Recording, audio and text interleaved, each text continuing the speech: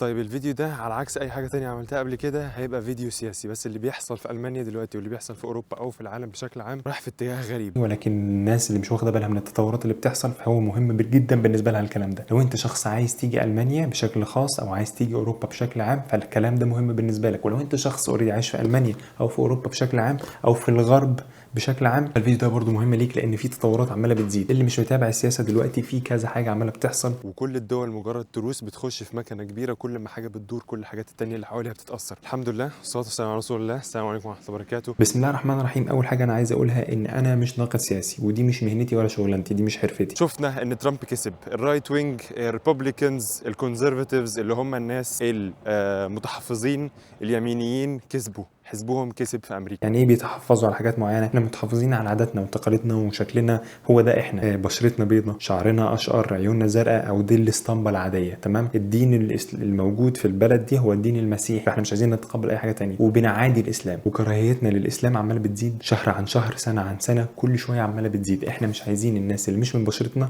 مش من ثقافتنا، مش عاداتنا وتقاليدنا، اوروبيين او ايا كان، ومش ديننا، ما يبقوش قاعدين وسطينا، ما يبقوش قاعدين في بلدنا. فبيفصلوا ما بين الناس، بيفصلوا بين الاجناس، سواء انت اسمر او مسلم او ايا كان. احنا عايزين اسطمبه واحده، المسيحيين او ايا كان طالما مسيحي ملحد بتاع مش عارف ايه، طالما احنا بعاد عن الاسلام ده الدين تمام، وعايزين الناس اللي بشرتهم فتح. ده اللي بيحصل وده كسب. زي ما امريكا بتكسب او الحاجه اللي امريكا بتعملها العالم بيحب يتبعها. دلوقتي العالم كله متجه للاتجاه اليميني، ما بتحبش الاجانب بشكل عام وما بتحبش الاسلام بشكل خاص، ودول قاعدين بيكبروا واصواتها بتفضل تكبر. مثلا لو انت ما تعرفش برضو يعني ايه يميني، هتلر كان يميني. هتلر اللي فشخ الدنيا في اوروبا وحرب عالميه تانية وكل الكلام من ده كان يميني ببساطه شديده. قال لك احنا ايه ده، احنا عايزين نكبر بالامبراطوريه بتاعتنا والغايخ الثالث والشرايخ الثالث والكلام من ده. فالكلام ده بيضم مين؟ بيضمني، بيضم اي واحد مسلم، بيضم اي واحد عربي، بيضم اي واحد اجنبي من بره الاتحاد الاوروبي، او اي واحد مش اشقر. لو انت مش عينيك زرقاء، لو انت مش شعرك اشقر، يبقى انت مش تبعنا، انت مش اللي احنا عايزينه. لو انت مش ابيضاني يعني. فايه اللي بيحصل بقى؟ اخر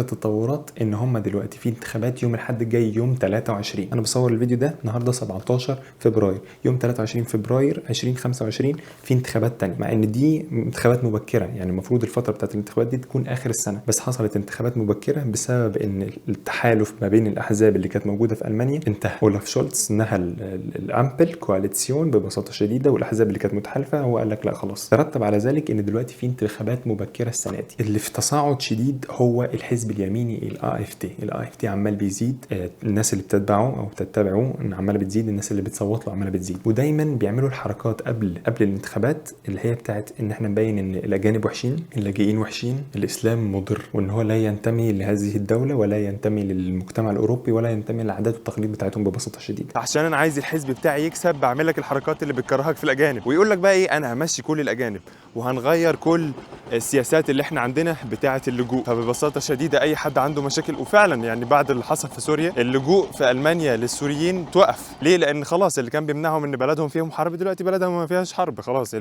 الجولاني كسب وانتهى الموضوع. اللي حصل في اخر كام يوم ان هو في النمسا في واحد سوري، شاب سوري قتل، كان معاه سكينه، قتل طفل او قتل شاب برضه مراهق عنده 14 سنه، واصاب كذا واحد تاني، بيصاب بيتهيألي 5 تانيين. ومن قبلهم بيومين كان في واحد افغاني مسلم عنده 24 سنه دخل في شارع كده في ميونخ في المانيا، دخل في ناس وموتهم، من ضمنهم عندها 37 سنة وبنتها اللي كان عندها سنتين. طبعا الموضوع ده بيعمل ضجة كبيرة جدا جدا، ان هو اهو الاسلام المتطرف تاني بيظهر. قبلها باسبوعين او بشهر كان في واحد سعودي، بس السعودي ده ما عرفوش يلبسوه في حاجة، لان هو قال لك ان هو كان تبع الحزب اليميني الاي اف دي، وكان ملحد. هو سعودي بس هو ملحد، بس هي نقطة سعودي، السعودية مسلمين يبقى لازم يخرجوا من البلد. فبس هم لما اكتشفوا صفحة تويتر فالناس قعدت تهدي المواضيع، اللي هو لا انتوا بس يعني قاعدين بترموا الالقاب والاسامي وكل الكلام ده، ولكن ما فيش اي حاجه من الحاجات دي حقيقيه. ده هو اساسا مش مسلم، هو اساسا مش تبع الديانه دي،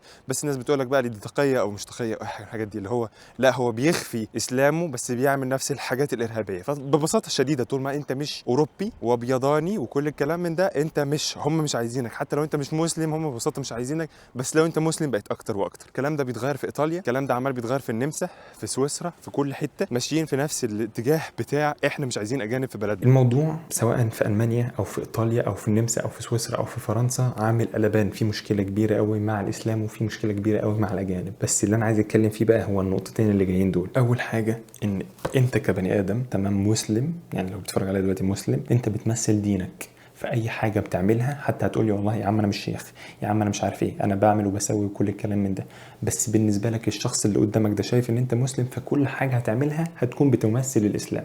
يا اما هتقول للشخص قدامك ده انا مش مسلم عشان ما تمثلش الناس وتضر الناس معاك، ده لو انت حد يعني صافي من جوه. تمام، دي اول حاجه. تاني حاجه هتقول طيب انا ايه النظام مثلا مع العنصريه او الدين في البلد؟ سبحان الله الاسلام خلاص دخل اوروبا ودخل الدول دي، مش هيعرفوا يخرجوا منها. ليه؟ لان خلاص انت الناس الجنسيات اللي موجوده في البلد دي، الناس الايطاليين والفرنسويين والالمان وكل الكلام دول منهم اسلم. ربع التعداد اللي موجود السكان في المانيا اتراك دول مسلمين. انت مش هتعرف خلاص بعد ما دخل الاسلام اوروبا مش هتعرف تنزعه، وعمال بيزيد ببطء وعمال بيقلب الناس واحده ورا التاني ببطء للاسلام، لان هو الصح وهو الحق. الناس بقى اللي ماسكه الدول والناس اللي ماسكه السياسات والبنوك وكل الكلام ده مش عاجبهم الحاجه دي، فبيحاولوا ان هم يحرضوا الناس على الاسلام ويحرضوا على الناس على الاجانب وكل الكلام ده عشان نخرجهم كله مع بعض، كلهم سوا كده يطيروا مع بعض. تمام. طيب السؤال اللي بعده، هل انا دلوقتي لما اجي اوروبا او لو انا عايز اجي اوروبا ايه فرصتي؟ يعني انا هيمشوني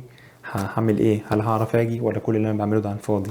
النقطه دي بنتكلم على حاجه ان هي خلي بالك في نهايه المطاف دي بتبقى حركات دايما دايما دايما بتظهر قبل الانتخابات. بعد الانتخابات الحاجات دي بتهدى قوي قوي. دي اول حاجه. تاني حاجه ان انت كده كده عندك مشكله اساسيه في اقتصاد المانيا مع العماله. هم ما عنده في جاب، في فراغ كبير بين سن التقاعد والاطفال. الشباب اللي بيشتغلوا عندهم مشاكل فيهم، فهم محتاجين الناس القوى العامله اللي عندهم خبره. يعني ايه؟ هجيب دكتور عنده خبره، هجيب مهندس عنده خبره، انا عايز الناس اللي عندهم خبره. الناس اللي لسه بتبتدي مش شرط. فلو انت شخص مثلا جيت درست وعندك خبره هنا، مثلا ان انت درست في المانيا فعندك خبره شويه في السيستم وعارف النظام وعارف اللغه، هتلاقي شغل ان شاء الله. لو مش كده، لو انت جاي تبتدي لسه في المانيا صعب شويه ان انت تلاقي شغل. طب المستوى اللي اعلى منه، المرحله اللي فوقها شويه، لو انا عندي خبره كام سنه في الشغل بتاعي، هتلاقي شغل ان شاء الله بسهوله، لان دول الفئه والعينه اللي الناس بتدور عليها. دي حاجه. الحاجه التانية الناس اللي بتشتغل بايديهم، الحرفيين، سواء في سباكه، في نجاره، حداد، اي حاجه من الحاجات دي، الحاجات اللي بالايد. تمام. المحاره، كل الحاجات دي حاجات اللي بالايد برضه عماله بتقل في المانيا واحده واحده، لان هم ما عندهمش الشباب القوى العامله في دي، فدايما عندهم جابس، عندهم فراغات كده بيجيبوا الاجانب يملوها. مش هتتحل المشكله دي. حتى لو قالك سياسه احنا ضد التهجير وضد اللاجئين و وكل الكلام ده، انت هتفضل عندك ثغره في الاقتصاد بتاعك ان هو عمال بينزل لمجرد ان انت ما عندكش القوه العامله دي وعندك احتياج. كل سنه لازم تدخل كام 100,000 بني ادم عامل عشان تحافظ على مستواك في الاقتصاد. سيبك من ان انت تنهض، انت محتاج كام ألف بني آدم تدخلهم كل سنة عشان تحافظ بس على مستواك اللي انت فيه. فهم محتاجين ناس، ودي حاجة مش هتتغير. تمام. فالحاجات دي كلها أنا كنت محتاج أتكلم فيها. هنشوف يوم 23 الموضوع هيبقى عامل ازاي، لأن احنا هنشوف بقى بعدها على طول بيوم، في نفس اليوم أو يوم بعدها، الاستطلاعات عاملة ازاي، أنهي أحزاب هتبقى كسبانة وأنهي أحزاب هتبقى عالية.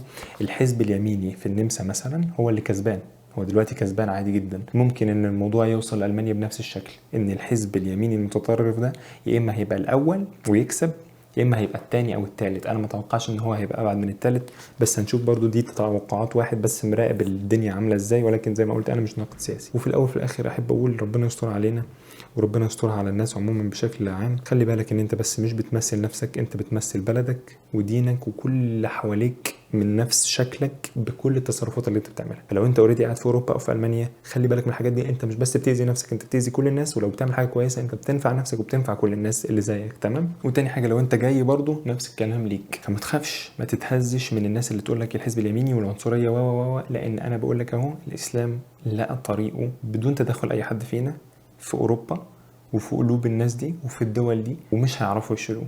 انتهى القصة خلاص، فعلا رفعت الأقلام وجفت الصفح. الحاجة اللي بعدها إن هم مش هيعرفوا إن هم حتى لو خرجوا اللاجئين أو حدوا من سياسة إن اللاجئين يجوا ألمانيا، مش هيعرفوا يتخلصوا من الناس اللي جايين بفيزا عادية. لو أنت دراسة أو شغل أو أوس بيلدونج أو أي حاجة من الحاجات دي، هتيجي برضو بفيزا عادية جدا.